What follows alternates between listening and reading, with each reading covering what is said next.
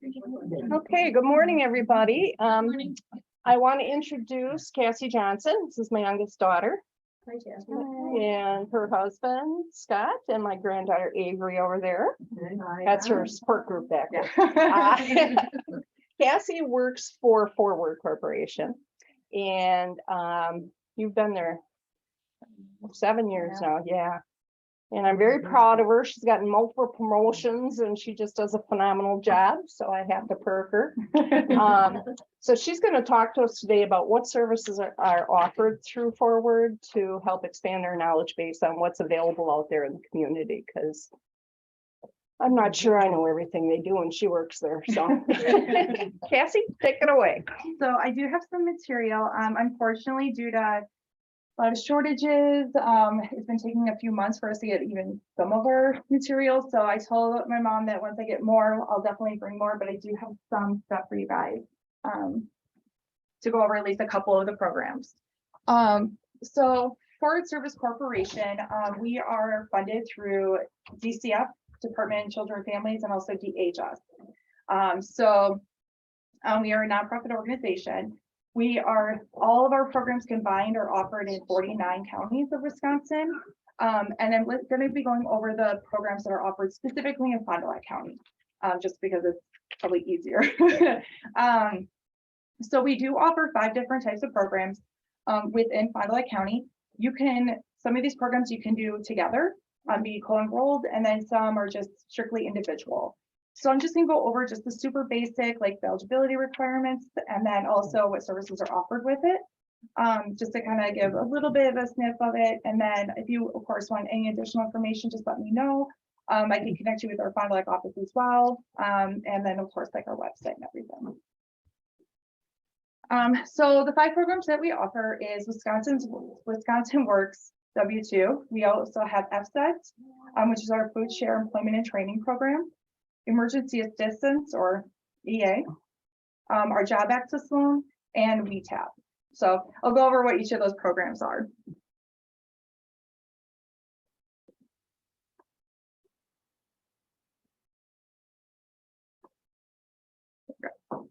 So Wisconsin Works, that's one of our bigger programs, and that's the program that I work in. So for that, it's primarily like a family program. You have to be a custodial parent. In order, you can be the mother or the father. Doesn't matter. Primarily, the mothers are the ones that enroll in our program. But regardless, as long as you're a custodial parent, you do have to be at least 18. If you are under 18 and expecting, we can assist you because you would be a minor parent. But the resources that we're allowed to offer are just a little bit more limited until after you have the baby. We are not able to assist if you're already receiving SSI or SSDI. And then the total income in the household is less than or equal to 15% of the federal poverty level. It's based off the number of in the household. So I couldn't list all of those, but we would go over when they did eligibility with us, we will let them know whether or not they're eligible for the program based off their income. So the services that W2 can offer, we offer monthly payments depending on where you are, if you're working or not, or what barriers you may have. So we can offer up to $650 a month depending on where you lie. And that the participant can use that for whatever they need to rent, food. It's literally just a check from the state, just handed to them that they can utilize as needed.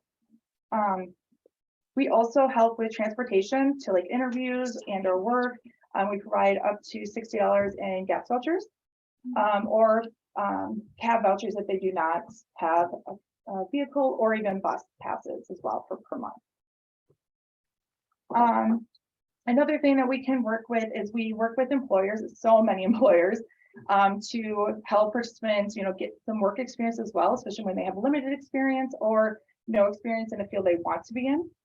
So we can set that up with an employer to help them gain experience, and then hopefully some of them turn into actual employment. Our program, we also offer skills trainings. We offer a large variety. Currently, we offer Office, which helps you build your Office skills, like typing. Yeah, a lot. Logistics, our call center. So you can actually there's a lot of call centers in Fond du Lac. We have Spectrum, we have Anthem, so that's like a big training that we offer. Manufacturing, we have a lot of manufacturing in Fond du Lac as well. So that gives you some basic skills that will help you if you don't already have experience in that field. If you want to go to like commercial marine, something like that, it kind of helps you get your foot into the door. And then healthcare. So we don't offer like CNA or anything like that, but just the basic of healthcare that will help you get into CNA programs or, to Ignesian. And they can, offer you the CNA program. So it just kind of helps you, again, get those basic skills that you don't already have. Job retention assistance. So not only do we help you, gain employment, we help you retain it. A lot of people, they gain employment and then they end it and then they get another job and just kind of repeat that cycle. And we don't want that to happen. So we help them for up to a year while they are, after they gain employment, including they could possibly get $50 a month just in a DCF payment. We can continue helping with gas vouchers and then just the support that they need from us, or if they need us to work with their employers because they're struggling. Those are just some additional job retention assistance that we give them. So we don't just leave them hanging once they get employment. We have tons of different connections to employers. We're constantly getting more and more, which is a big thing, of course, of the program. So, if they want employers specifically that we don't already have a connection with, we will go out and get that connection, build that relationship so we can get them in the door. Another thing that we help with is participants with gaining their GED, HSCD, and also any other college programs. So we help them get enrolled at MPTC. They have multiple boot camps for like manufacturing, welding is another. And then we've had a lot of participants get their associate's degree. One was already kind of started their bachelor's degree, but needed some more help. So we help them while they're finishing up their bachelor's degree. So we're able to really help as much as we can, of course, but we try to give them as much assistance as possible. So yeah, that's just a basic of what services that W2 offers.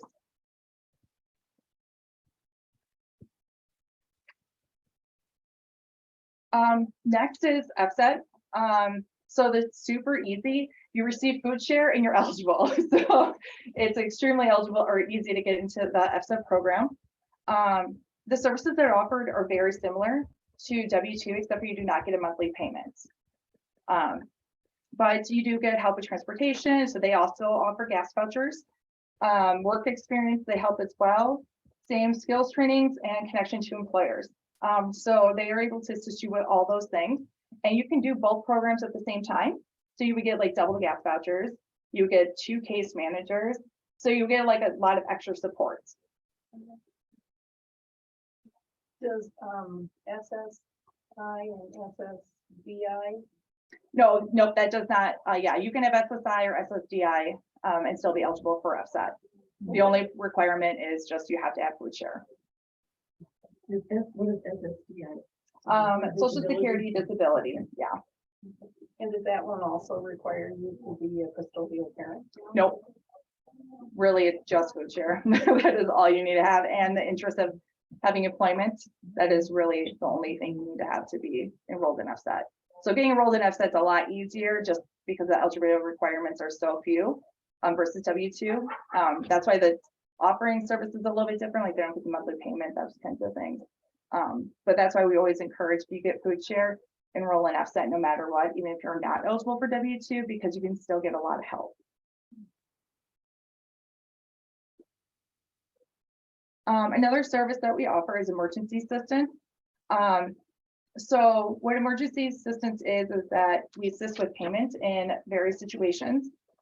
Primarily, it's if you can't pay your rent or mortgage, if you received an eviction notice or foreclosure notice, received a disconnected notice for utilities, or your heat and electricity is already shut off, living in a shelter or temporary place, so we'd be able to help you possibly get your first month's rent. We work with a lot of other agencies that are able to also provide these types of services, so we work together with them if we're not able to provide full funds. And then the other requirement is that they haven't received emergency assistance within the last 12 months. So that is one little thing that some people don't realize, is that not a every other month kind of thing that we can help with. It's only once every 12 months. but we can still refer them to other agencies too.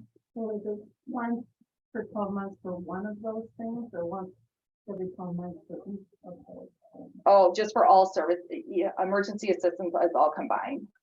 So So if like if you got some help with utilities, then you couldn't ask for help with rent. Correct. Okay, so it's just one. It's one for any of these for 12 months. Yep.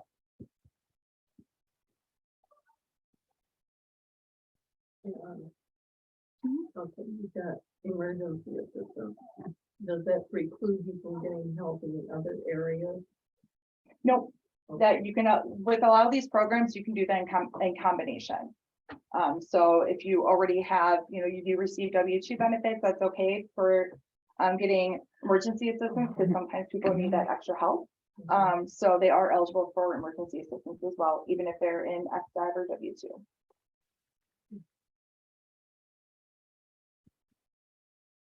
Another thing we offer is our job access loan.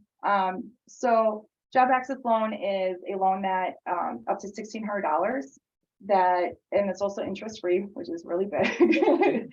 That will help you with obtaining a vehicle or for repairing a vehicle. So that could be extremely helpful with people. So the only basic requirements are that you have to be employed or verified job offer. So we just have to have the job offer from the employer provided to us. You need the loan to get or keep your job. So, which I mean, honestly, obviously you need your vehicle. So that is not something you have to worry about. A valid driver's license though, and then eligible for W-2. So you don't need to be in the W-2 program, but you have to meet all those same requirements. But yeah, so job access loan is like really helpful, even if you're not in W-2, just to have that extra money, especially since it's interest free. With primarily transportation, so you get, somewhere. Correct. Yep.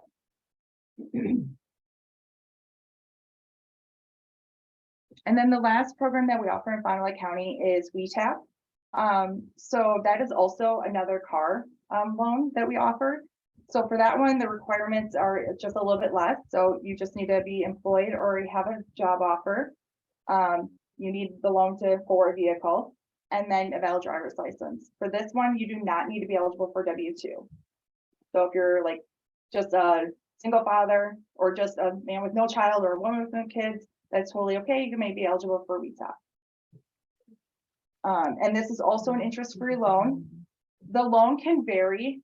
So and they don't even give like a range because it can vary so much. So it's an average of $2,000 is what we normally provide. And again, it goes towards a down payment or a full purchase of a vehicle if the vehicle is around $2,000 or less, or car repairs if you already have a vehicle. Just curious, what's the time loan they have to repay the loan 12 months. after they get it? Yeah. Sorry, I probably should put that in. I apologize. Okay. But yeah, they have 12 months. We set up a whole booklet for them to help them turn in their payments. We also contact them if they forgot one. So we do work with them to kind of make sure they are making those payments, but never do we add interest. So there will be no like penalty if they make a payment late. We just really encourage them, of course, to make those payments. So What happens if they don't make the payments? So DCF has really strict rules with those kinds of things, unfortunately, where if you stop making payments, and you do not stay in contact with us, or so we have no idea what's occurring, you may just be completely ineligible for WeTap in the future. And also DCF may contact the states further to possibly put a judgment for you having to pay it back. I don't think I've ever heard of that ever happening. So usually that's not an issue. The biggest thing is just not eligible for WeTap again in the future. But those are the 5 programs that are offered in Fond du Lac County. There are 3 other programs that we offer outside of Fond du Lac County, but I'm not involved with them at all, so I'm not 100% sure what they are. But we also have child offered services, but we primarily only offer these 5. A couple of the other programs are super far in between and like way up north, like Rylander, Wausau, like completely out of our range. What kind of vetting process occurs for these individuals who apply for these things? What do you mean? Well, Just making sure that everything that they're telling you is accurate information. A lot of it is you have to provide these informations of, we have to confirm with, if you're currently employed, we have to contact the employer to confirm that you are. That you need the loan to keep your job. That's a little bit more easier to verify. You would need to show us though if you're going to be buying a vehicle, you need to show us from the person that you're purchasing it from that yes, the car is this much, and using this will pay it off or do a down payment on it. And then they have to show us proof of the valid driver's license as well. So you do have to show us documentation for all these things. We can't take word, unfortunately. So what we do though is we do try to help the participant get this information because sometimes it can be difficult. And sometimes it can be embarrassing asking, their employer to provide information that they're employed because, they can't get a car on their own. So we try to do a lot of the legwork to help out as much as we can. How do you coordinate with other agencies in Fond du Lac or Fond du Lac counties that are providing similar support? So they're not Duplicating. Actually, a lot of the services they can duplicate. We work together on a lot of services. Like for the like emergency assistance.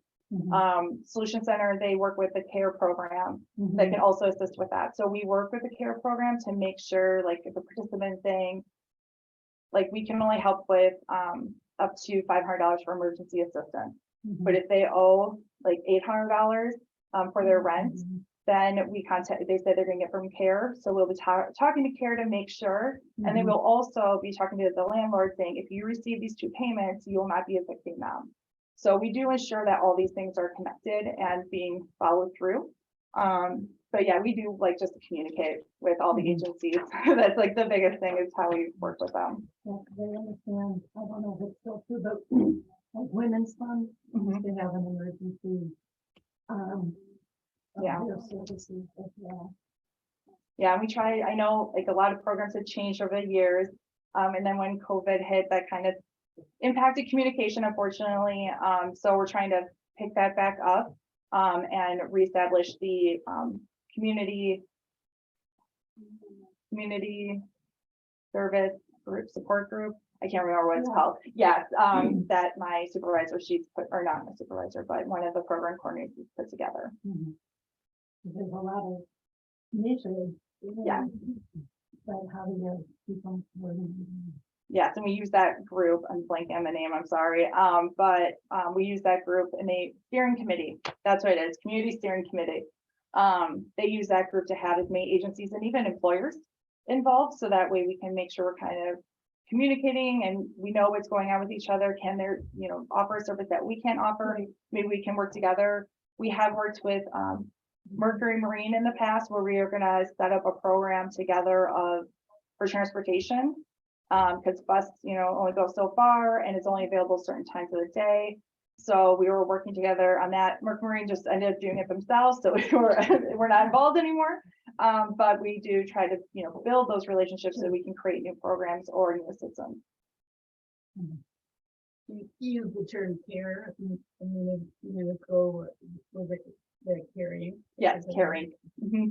Another question, if I'm remembering correctly, in the late or mid 90s, there was something called W-2, which was work, not welfare. Yeah. Yes, we changed it from TANF to, which is the temporary assistance for needy families. We changed it to Wisconsin Works for W-2 for those in Wisconsin. It's still offered as TANF in some other states, but that whole needy families, we got away from that name. And same thing with welfare, we got rid of that as well, and just now label it as Wisconsin Works or W-2. And do you work with Advocare? Are you located there or? We're not located there. We actually just moved. We are now at the second floor of the U.S. Bank building on Main Street. So that is where we are now relocated to. And you had a lot of resources in regarding paying for housing, but What about the housing shortage? Yeah, unfortunately, we don't have much assistance with that. That's primarily what we refer with AvoCap to. AvoCap is, they really help find the niche that they can find or help with getting on the housing list. I know they are, from what I've heard, don't hold me to this, but they are working with Habitat as well to see what we can do about finding additional housing or building additional homes or apartments. So I know that it's something that they've been working on. We're only working so much of helping with assistance for those when they're actually able to get into the homes though.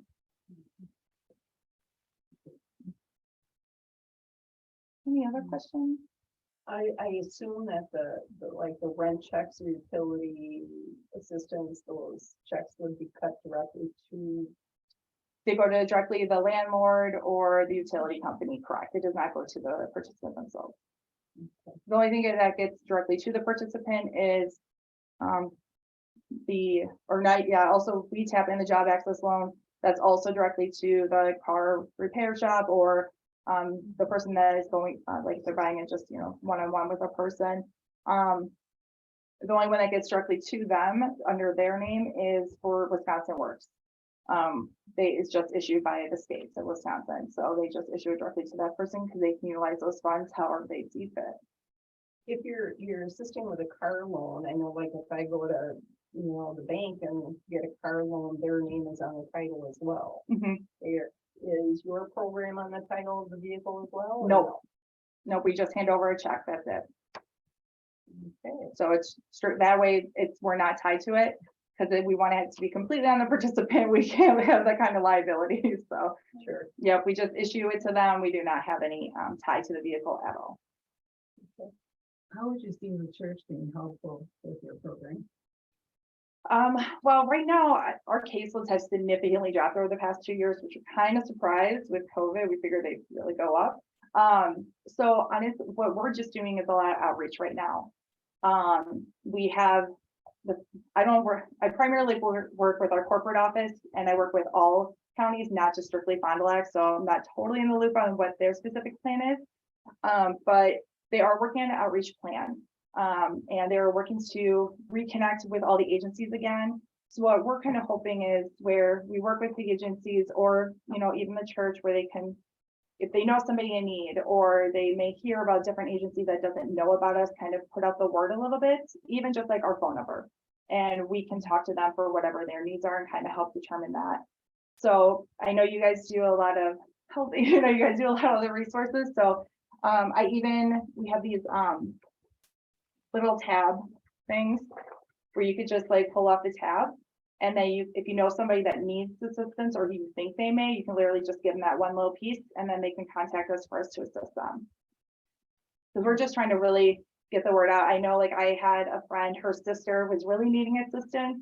So I told her about, forward service and what we do, and then just gave her the phone number, and her sister did end up enrolling in the program, was able to get a lot of assistance and got a job and like, can't tell you where, but like flourish on what she's currently doing. So really, even if it's just a one person, it's just like to really put out the word for anyone. How much do you work with homeless people? Quite a bit. Usually they have to come to us, unfortunately, or we put out the word, Solution Center we work very close with, St. Vincent we work very close with, but in Solution Center they do have part of their intake procedure is that they do have to apply for services with W-2 or FSET, depending on what their situation is. So that way they can get as many resources as they can to help them become successful and be able to get out of shelter and get their own home or any other additional resources they need. So we do work with the homeless to as much as we can, of course. And that's the thing, we can't just like walk up to people and ask, do you need help? So we do rely a lot on the other agencies, and we do, if there's something we can't provide them, like we have a participant that wants to enroll in W-2 and unfortunately they're not a custodial parent, we will find another agency that can assist them or a different program of ours that we can assist them with. We don't just sorry, we can't help you. Yeah. Yeah, right. So we don't want to do that to anyone. We want to try to find them whatever resources we can, even if they're not enrolled in our program. We work with rehabilitative services for people who are addicted to drugs or alcohol. To a certain extent, due to a lot of confidentiality issues, we really can't do too much, with exception of here's our information. Like, we provided to the centers, and then they are the one who disperse, just like Solution Center, due to confidentiality. They're the ones who disperse the information, but we don't like walk in or do any presentations that we used to, but due to confidentiality, and that kind of with COVID too, and all the in-person kind of stuff, we just thought it was best for the safety of everyone and, you know, the confidentiality. We just want people to feel safe and don't feel like they're being sold something or being forced something on them. Especially when they're already struggling with a lot of things in their life. People don't want to necessarily hear you have to do this. Just making it more part of their rehab or their way of like getting through this specific situations that obviously vary, homelessness or domestic violence, just making that part of the program that you to get through the situation.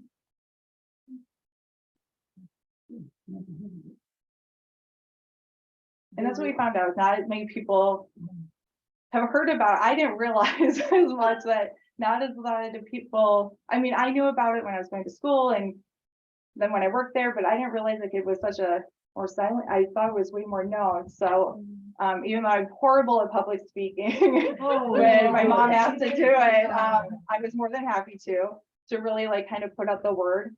Because again, whatever we can do, even if it's just one person, and it's not, again, we can only do so much as an agency. So that's why we work with all other agencies and just individuals who hopefully are able to put out the word. If anything, if we cannot help them, we'll find somebody who can. If they can't, we'll at least be able to tell them versus them wondering if there's any assistance. I'm assuming you're doing literature with us now. Yes, I'm going to leave with what I have. In the next couple of weeks, we should be getting more. Cross our fingers. They haven't been able to provide literature or pamphlets to literally anyone. The company hasn't. So Ford has definitely been struggling getting material. But I was told by the team lead in this office that we would be getting this in the next 1 to 2 weeks. So once I do obtain that material, I will be able to provide pamphlets, better ones than those paper ones. Those were made last minute by someone, and then she was only able to make me 4, so I took whatever I could get. And then I can provide more of these as well. Both have ones. If any other additional information to be fine. Where does all your funding come from? Is Uh, it, Yeah, Department of Children and Families and Department of Health Services. We're contracted through them, is it state? so it's a state program. Yep. So yeah, this is all state requirements, not like us like being, you know, but we're a nonprofit. Ford Service itself is a nonprofit organization. But primarily almost all these programs are offered from the 5 here are DCF and DHS. We have some grants, but they're so small that you really don't, it doesn't make any kind of true, it makes an impact, but not to the significant amount that DCF and DHS does. And even if, even though we only offer these kinds of services in like 49 counties, like we don't service the really far down south, like Milwaukee. Milwaukee is a huge area, but there's other programs or other agencies that offer Wisconsin Works through DCF. It's just through a different agency. So if there was somebody in Milwaukee, there's like 3 agencies depending on which line you are on in Milwaukee. But they would be able to go to one of those agencies, and if they called us, we could refer them to them. We've had people move down south to like Milwaukee, and then we help them get set up and have their information transferred to Milwaukee, so that way they can continue receiving services. So we try to work with, you know, try to get the information from out of state if they come out of state. So we're trying to make sure that they can get as much assistance as they can. How long would someone need to be in Wisconsin in order to be eligible for any of these programs? Because You can move in today. As long as you can prove Wisconsin residency. If you're homeless, we do take statements that you're homeless. But if you are like you have, you know, you're renting an apartment, you just need to show the lease. If you own a home, then you just need to show the ownership paper, the mortgage. You can even show like pretty much. We're flexible on what paperwork you show us. Some is like pretty set in stone by DCF, but we are able to be a little bit flexible. But the day that you move to Wisconsin, you are eligible. How many people work in your office? In the Fond du Lac office, we have 4 for FSET, 4 for W2, and then we have a job developer who specifically works with all the programs to assist with them. And then we have a couple team leaders as well. So I think about like 10 or 11. And what kind of caseload do each of those handle? I've said I'm not 100% sure. W2 is the one that I know caseload sizes. But each of the W2 right now is roughly around 25 to 30. It's significantly dropped. We were used to be holding like 50 to 60. So that's what we're normally used to and able to do. So even if we did get a huge influx of participants, it's not like we'd be unable to help them. And one of the things that we do is if like we are overwhelmed, there's too many cases for whatever reason, which has never happened before, we would be able to get assistance from other counties.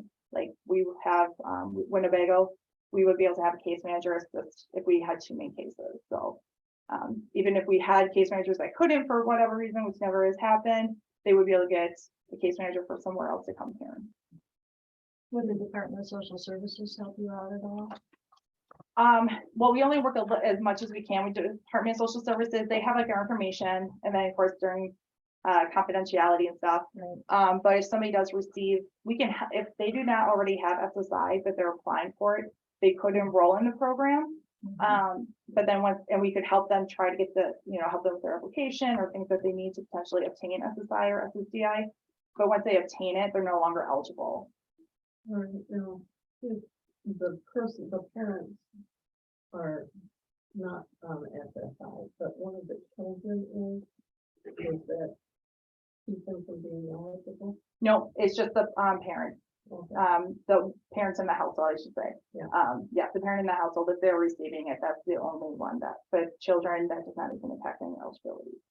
So I can see is employment really the goal of these programs. Yes, we want to help these participants be self-reliant, and be able to continue, throughout their lives with retaining employment, getting a house, having substantial childcare, be able to get additional education if they want.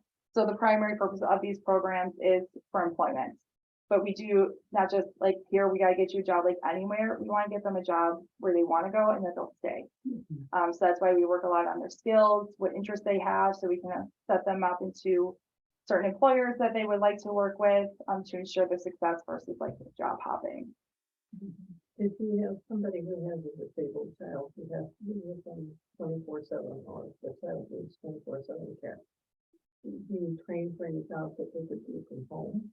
We do. We have we do have our job skills trainings that we are now thankfully due to COVID. Unfortunately, COVID was terrible. It is terrible, but DCF has allowed now a lot more things than they did before, including doing like activities and job skills trainings from home, not actually at the office. So that has opened the door a lot because we do have a lot of participants with either no childcare or a disabled child that they can't leave. As long as they have a computer and internet, and if they don't have a computer, we do have laptops that we can loan to them while they are doing those like employment search or job skills trainings and stuff like that. We also try to find them employment that can be at home employment. Super. Thank